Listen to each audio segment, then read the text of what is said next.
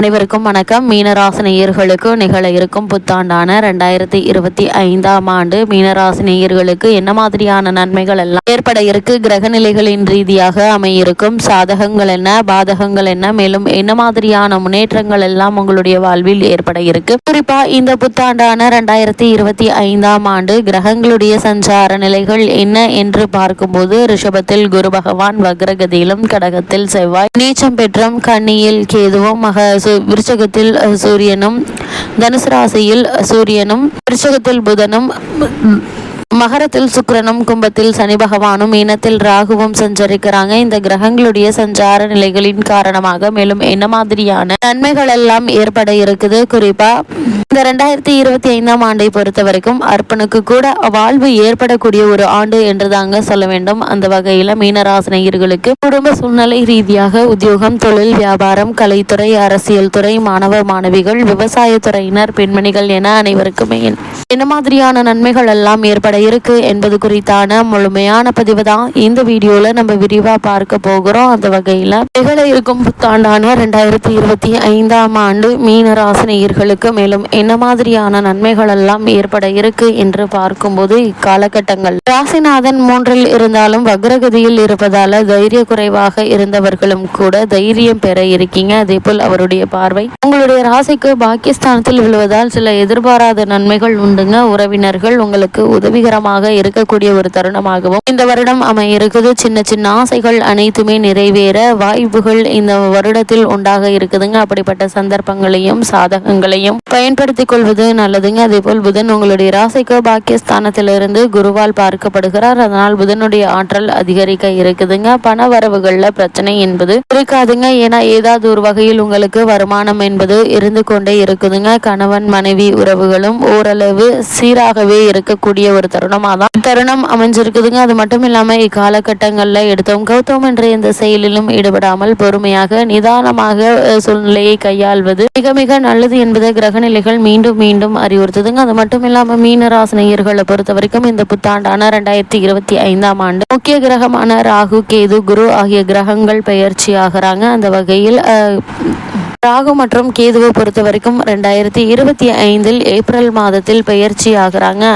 அந்த அடிப்படையில் கும்பராசியில் கேதுவும், சிம்மராசியில் கேதுவும், கும்பராசியில் ராகுவும் சஞ்சரிக்க போகிறாங்க. இதன் விளைவாக விரயங்கள் அதிகரிக்குங்க. உத்தியோக மாற்றம், ஊர் மாற்றம், வீடு மாற்றம் கூட ஏற்படலாம். உறவினர் பகை உருவாகலாங்க. பொருளாதாரத்தில் நிறைவு ஏற்பட்டாலும் ஒரு சில சமயங்களில் கைமாற்று வாங்கும் கூட சூழ்நிலை வரலாங்க. அதனால் கவனமாகவும் எச்சரிக்கையாகவும் இருப்பது நல்லது. உங்களுடைய ராசிக்கு 6ஆம் இடத்தில் கேது சஞ்சரிப்பதால் உடல் நலத்தில் மிகுந்த கவனம் தேவை. நூதன வியாதிகளின் தாக்கங்கள் வரலாங்க. உத்தியோகத்தில் சக ஊழியர்களாலும் பிரச்சனைகள் ஏற்படுங்க. ராகு கேதுக்குரிய சிறப்பு வழிபாடுகளை மேற்கொள்வது மிக மிக நல்லதுங்க. அது மட்டும் இல்லாம இத்தருணங்கள்ல குரு பகவானும் பயிற்சி ஆகிறாங்க. அதாவது ரிஷபராசியில் குரு சஞ்சரிக்கும் போது வெற்றிகள் உங்களை தேடி வரப்போகுதுங்க. அதே போல் வேற்று மனிதர்களுடைய ஒத்துழைப்பில் மூலம் கூட்டு முயற்சியில் பலன் கிடைக்குங்க. மங்கள ஓசை மனையில் கேட்க எடுத்த முயற்சிகள் பலன் தருங்க. பொது வாழ்வில் உள்ளவர்களுக்கு நல்ல பொறுப்புகள் வந்து சேரக்கூடிய ஒரு தருணமா இக்காலகட்டம் அமைஞ்சிருக்குதுங்க. அது மட்டும் இல்லாம இந்த வருடத்துல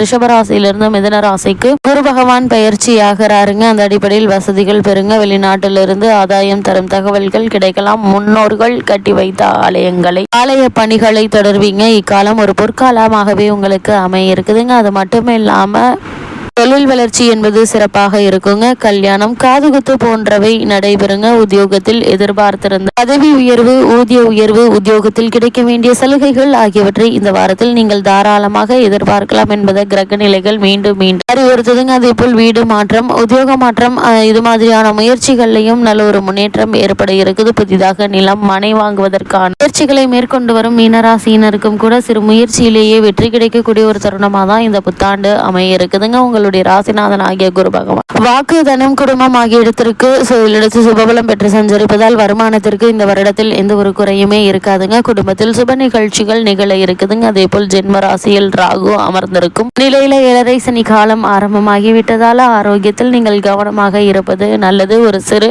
உடல் உபாதை என்றாலும் கூட உடனே மருத்துவரிடம் அணுகி அதற்கான சிகிச்சை எடுத்துக்கொள்வது மிக மிக அவசியங்க. 7.5 சனி காலம் ஆரம்பமாகிவிட்டதால் ஆரோக்கியத்தில் அதிக கவனமாக இருங்க. வீண் கவலைகளையும் தேவையற்ற அலைச்சல்களையும் குறைத்துக் கொள்ளுங்க. வெளியே செல்லும் போது எச்சரிக்கையுடன் இருப்பது மிகவும் அவசியங்க. சிறு விபத்து ஏற்படக்கூடும். கலத்திரஸ்தானத்தில் கேது நிலை கொண்டிருப்பதால் மனைவியினுடைய உடல் நலன்ல கவனமாக இருங்க. உங்களுடைய ராசிக்கு லாபஸ்தானத்தில் செவ்வாய் இருப்பதால் பூமி சம்பந்தமான சொத்துக்களால் லாபம் கிடைக்குங்க. திருமண முயற்சிகள் கை கூடக்கூடிய தருணமாக தான் அமைஞ்சிருக்குது. ஒருவேளை உங்களுக்கு நீதிமன்ற வழக்குகள் இருந்துச்சு அப்படின்னா அந்த வழக்குகள்ல சாதகமான தீர்ப்பினை இந்த வருடத்துல நீங்க எதிர்பார்க்கலாங்க. மீன ராசியை சேர்ந்த உத்தியோகஸ்தர்களுக்கு நிகழ இருக்கும் புத்தாண்டான 2025ஆம் ஆண்டு மேலும் என்ன மாதிரியான நன்மைகள் எல்லாம் ஏற்பட இருக்கு என்று பார்க்கும்போது நிர்வாகத்தினருடன் அனுசரித்து நடந்து கொள்ளுங்க. கீழ்நிலை செம்பத்திகளால் பிரச்சனைகள் ஏற்படக்கூடும். இத்தகைய சூழ்நிலையிலும் உணர்ச்சி வசப்படுவதை தவிர்த்து நிதானமாக நடந்து கொள்ளுங்க. ஜென்ம ராசியில் ராகு நிலை கொண்டிருப்பதை மறந்துவிட வேண்டாங்க. சிறு தவறும் பெரிய பிரச்சனையில் கொண்டு போய் விடக்கூடுங்க. கவனம் மிக மிக அவசியங்க. அதே போல் மீன ராசியை சேர்ந்த தொழில் மற்றும் வியாபாரம் செய்பவர்களுக்கு மேலும் என்ன மாதிரியான நன்மைகள் எல்லாம் ஏற்பட இருக்கு என்று பார்க்கும்போது லாபத்தை தக்க வைத்துக் கொள்ள மிகவும் பாடுபட வேண்டியிருக்கும். அடிக்கடி வெளியூருக்கு செல்ல வேண்டி வருங்க.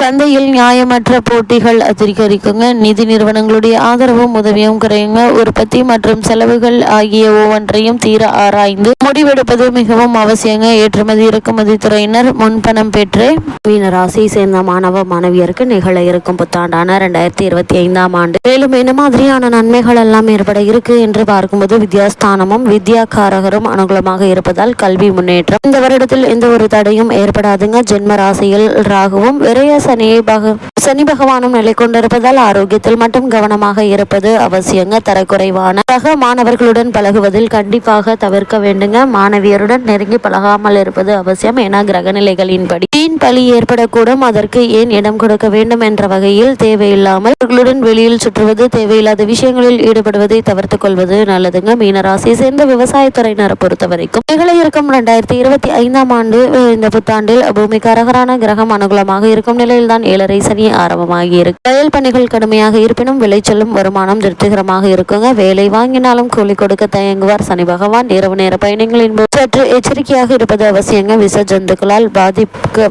பாதிக்கப்பட வாய்ப்புகள் உள்ளது. கிரக நிலைகள் முன்கூட்டியே கிரகநிலைகள் எடுத்துக்காட்டுதுங்க. பெண்மணிகளை பொறுத்த வரைக்கும் கூடுமான வரையில் அதிக உழைப்பை தவிர்த்து விடுங்க. வேலைக்கு சென்று வரும் பெண்மணிகளுக்கு பணிச்சுமை அதிகமாக இருக்குங்க. சக ஊழியர்களுடன் பழகுவதில் எச்சரிக்கையாக இருப்பது நல்லதுங்க. உங்களுடைய சொந்த பிரச்சனைகள் பிறரிடம் பகிர்ந்து கொள்ளாமல் இருப்பது மிகவும் அவசியங்க. 7.5 சனி ஆரம்பிக்கும் தருணத்தில் நமது சிறு தவறும் பெரும் பிரச்சனையில் கொண்டுவிடக்கூடும் என கிரகநிலைகள் அறிவுறுத்துதுங்க.